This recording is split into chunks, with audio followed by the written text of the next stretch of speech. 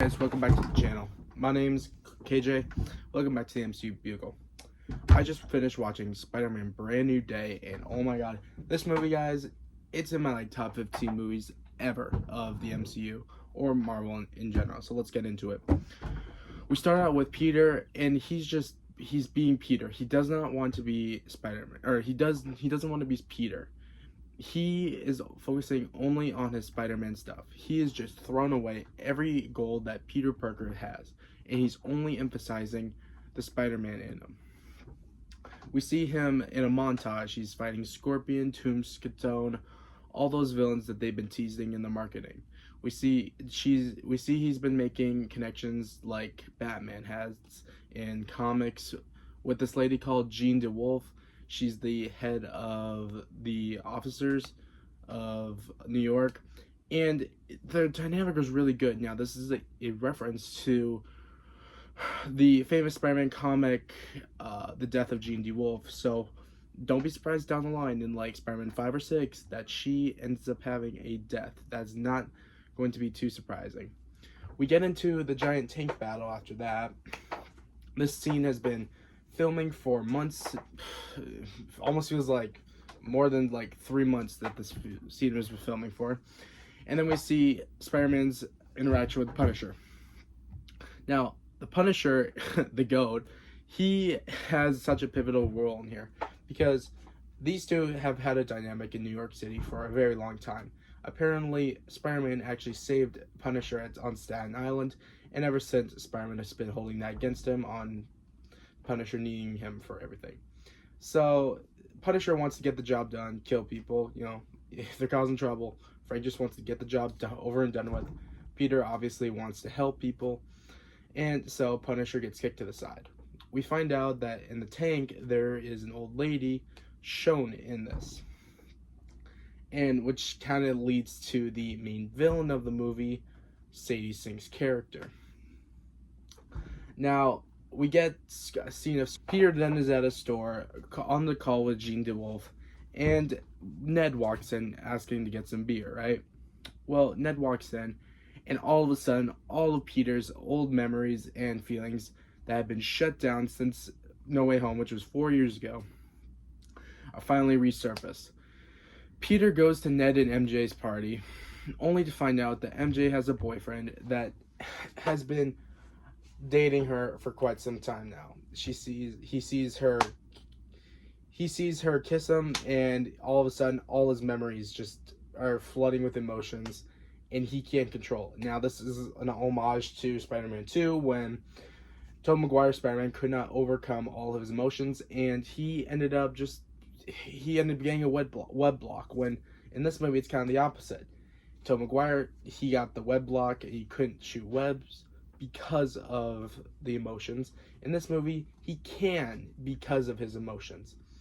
It's found out that there is emotional override, which causes hormones to give out the Spider-Man, give out his full-out Spider-Man powers in this, and they had a scene where he was trying to figure out how he can stop it, but MJ was telling him later in the movie, why would you want to do that when you're a nice guy and you should just let it go, which is a common habit in the movie because Peter goes to Hulk or Bruce Banner at the college asking him how he controls the Hulk in him because he has that band on his arm, right? Peter does that, and Bruce Banner is like, it's possible, but why would you want to make that? Because the technology of stopping someone's powers could be very dangerous in the hands of someone dangerous and not nice enough to do that. Jean Grey's importance in this movie starts to shine brightly throughout the movie because she's after this thing called VMAX. Now, you and I both thought the same thing when watching this movie. VMAX, Venom Max, Symbiote. We all thought that. I'm going to get into explanation of what that is later in this review. But Jean is making an agreement with Peter that if you don't stop getting in my way, then we're going to have to work something out, and I'm going to have to go to MJ and tell her to kind of like stop doing all this for Peter. So Peter swoops up MJ. MJ and Peter are now on a rooftop, and all of a sudden we get one of the best scenes in the movie where MJ's like, I remember you. You and I know each other. Were we classmates? Were we friends? Were we something more? And then we get this amazing sad scene where Peter is crying and also emotionally overriding, as well as MJ, and then true love's kiss. MJ finally remembers Peter, only for it to be that Sadie Sink's Jean Grey was in her mind tampering with her. And oh my god, that twist was like one of the best twists ever in a movie that I've ever seen. It was a crazy damn twist. And she's like, and it was really heartbreaking because Sadie Sink's character was literally saying, damn, there's like no memories of you in her head at all, Peter. Like, that is sad. And they recreated the scene from The Amazing Spider-Man 2 with Andrew Garfield where MJ is falling, or Gwen is falling, and Spider-Man has the one web to try and save her from the fall. I almost thought that MJ was going to die, but she didn't. I was kind of glad. And then we cut to them going to Punisher's hideout, which was really funny. I feel like they really emphasized that Punisher is still Punisher, even though he was in a PG-13 movie. Like, he was still acting the way he did in the TV show and Daredevil. Like, for example, MJ would look at one of his photos and be like, is this your family? And he'd be like, don't touch my shit. And it was really funny. And just Peter told Frank to protect her when she's gone, when he's gone, and he's like, I will. And there was a really emotional scene between Frank and Peter where Peter was trying to drink his coffee, but he was only opening that mask half up. Frank was getting annoyed and was like, you really can't take off the mask. And he's like, no, I can't, Frank. I'm like you. I'm to myself. And he's like, and Frank's like, you think you're like me. You think you have gone through my trauma. You think you've gone through everything I've gone through. He said, I have no one. I have no family, no friends, no nothing. You have at least friends and connections. I got nothing, kid. And it was a really good scene. Loved it. Then we cut to the scene where Peter is fighting the Hulk. Now, Peter goes to the DODC building because there is something between Jean and the DODC building that Jean needs, her VMAX. And she goes to the building and she's looking there, and then lo and behold, the Hulk shows up. Now, at the first time you see him, it's Professor Hulk. So Professor Hulk's there, and he's just like, Spider-Man was able to take care of him minorly well, but because Jean was tampering with his mind, he obviously rages out into the full Hulk we all see in the trailers. Because of that, Jean ends up kind of regretting it because he ends up tearing the whole building, but she also wants to tear down the giant vault case that the main villain, actually, not even Sadie Sink's character is the villain, but Tillman's character is really the bad guy because he's been lying. And so she goes into the safe, but Spider-Man stops her, not knowing what she's actually doing, what her actual role is in this. And he shoots her with a dart, Tillman's character.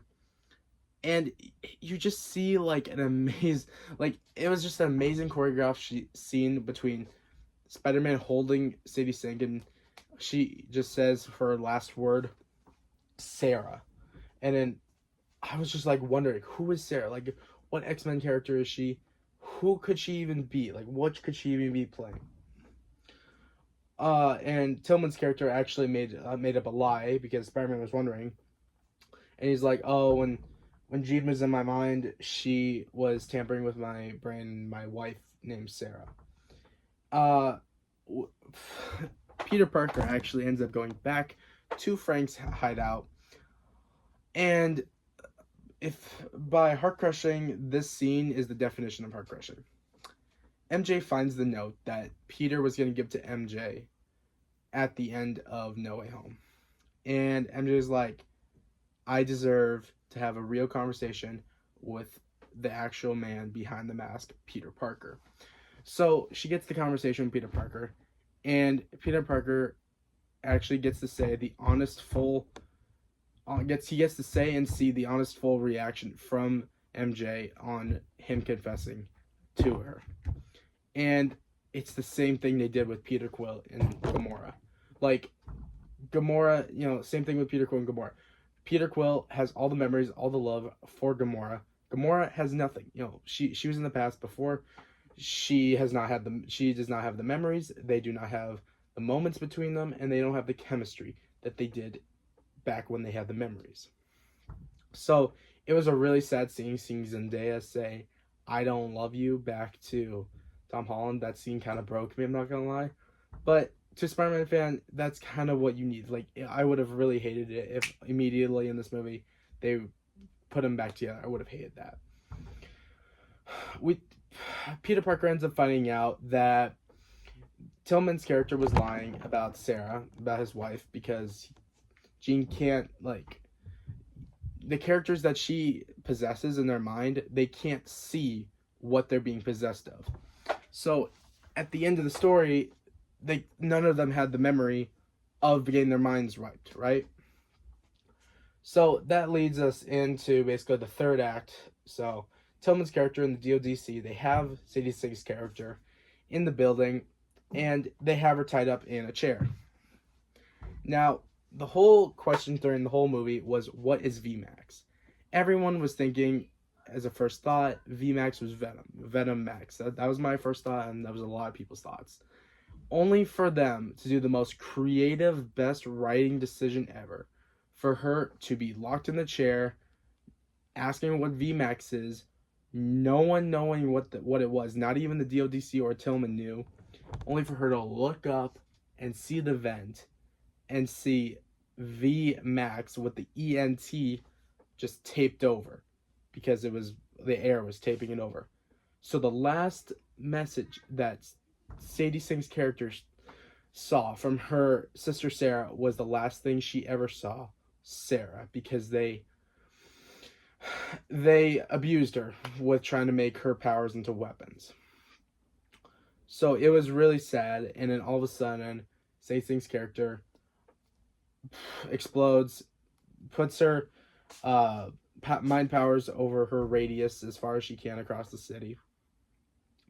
She now has Tillman's character in the chair, tied up, and glass shards in front of his face. Spider-Man arrives there. He defeats the guards, but she's controlling the guards now, and she already thinks Spider-Man's a threat. So her and Spider-Man are having a talk, and Spider-Man's really trying to relate with her. Now, the best aura moment from this movie was literally the part where the ninjas, it's like the ninjas' hands, right? They're like all trying to fight Peter. Peter's like still using those fake web shooters because he's trying to hide down the organic webbing, right? He finally starts using them because she asks him the serious question, are you Peter Parker or are you Spider-Man? And he says the most aura-filled line, I'm both. Says that, goes full berserk on the ninjas, making a web tycoon. My boy Tom Holland Spider-Man, I hated on this man for a good 10 years. I'm not a hater anymore, man. This is finally peak Tom Holland. Destin Daniel Cretton, he cooked by directing this movie. Loved that he did this. And you can definitely tell that Jackie Chan and his choreography team definitely designed this because they are just, the scenes are just choreographically beautiful to a pulp. Anyways, Peter Parker finally gets to Sadie Sink, Jean Grey, and they have a really good emotional conversation. And a lot of people are saying that this third act wasn't as fulfilling. A lot of people are saying that it was really great. I'm on the line that it was super great because at the end of the day, sometimes you just need a hug. Both of these two have gone through lots of mental loss and trauma. Sadie Sink's Jean Grey lost her sister and her mother, and have these powers that she can't even control. Peter lost his aunt, lost his best friend, lost his girlfriend. He lost everyone that knew him and loved him, right? And so these two both have a lot to consider. So Peter welcomes Jean Grey into his mind, and then all throughout the movie there was a scene after homecoming that Aunt May's giving Peter a speech. And the speech was about how you can't do everything alone.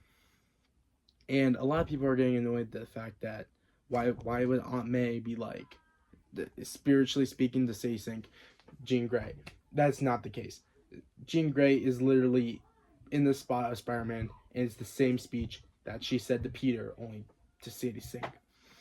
And it was just really sad, and they were both relating to being alone and having these powers that they can barely even control.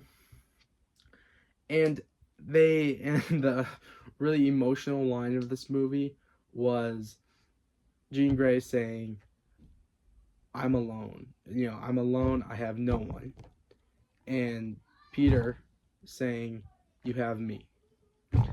That just broke my heart and just made me just another ticket. Like, I'm seeing this movie like 10 more times at least this year. So that gets resoluted a little bit.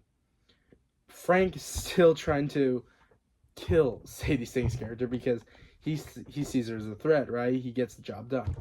So he does this no scope, 200-mile freaking no scope. I don't know how he did it with a sniper. Has really good aim to the point where Peter senses it and takes a bullet for Jean. And Jean ends up using her powers to help heal him. Punisher takes him to the hospital. Jean helps him with her powers. And when at the hospital, there was a really emotional scene between Peter and the Punisher. These two had like really great chemistry in the movie. I can't wait to see more. I hope we have more of them together. And yeah, and then there was a scene where at the end where Jean is on a bus and it's somewhere out of town, so who knows, maybe it could be Charles Xavier's school. Hopefully, I hope so. Teasing that, hopefully. But yeah, there was a really good scene between Punisher and Spider-Man. Emotional talking. These two really had great chemistry in this movie. I love their chemistry. And so yeah, that was really the movie. And then there was subtle flashbacks throughout the movie, like when after Peter was at the party with MJ, like he just was overflooded with all his thoughts and memories. So then they're playing flashbacks. They did that at the end too when MJ was also at the high school that they went to on the ceiling, and she was just laying there and she was just like thinking about what the memories could have been, while Peter is on some building iron somewhere on the sky, and he's just thinking about the memories that were there that he had, and he's just accepting the fate that he has.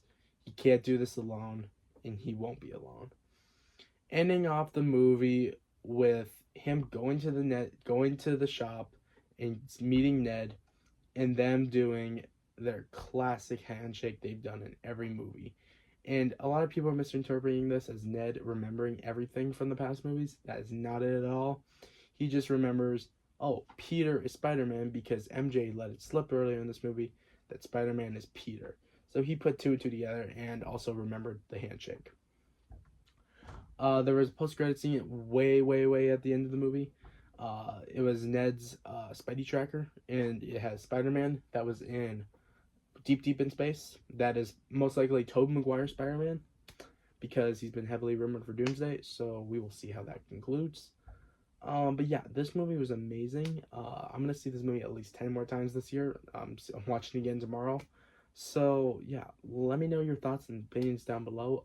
This is by far Tom Holland's best Spider-Man movie. If I had to rank this, it'd be this, No Way Home, Homecoming, and Far From Home. I give this movie like a 9.5 out of 10.